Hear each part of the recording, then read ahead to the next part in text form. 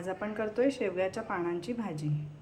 त्याच्यासाठी मी इथे शेवग्याची पानं घेतली आहेत, त्यांना स्वच्छ धुवून चिरून घेतलं आहे। 2 कांदे घेतले आहेत बारीक चिरून। इथे मी 3 मिरच्या घेतल्यात चिरून, लसूण आणि त्याच्या वरून टाकायला ओलं खोबरं खोवून घेतलं आहे। आता इथे मी एक कढई घेतली आहे, त्या कढईमध्ये मी आता तेल टाकणार आहे। आता तेल टाकून घेते मी। तेल आता जरासं गरम व्हायला पाहिजे एकदम। त्याच्यानंतर त्याच्यामध्ये आपण लसूण टाकणार आहोत। इथे तेल आपलं गरम होतंय, त्यात आपण लसूण टाकतोय। लसूण ब्राऊन कलरचं व्हायला पाहिजे।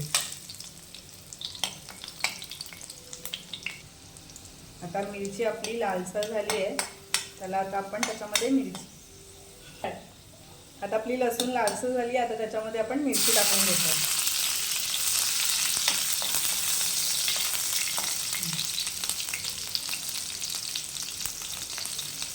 आता त्याच्यामध्ये आपण कांदा टाकतोय।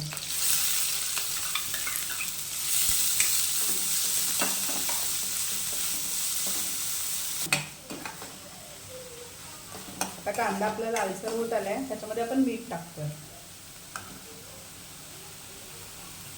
आणि त्याला व्यवस्थित परतून घ्यायचं आहे परत लालसर होईपर्यंत।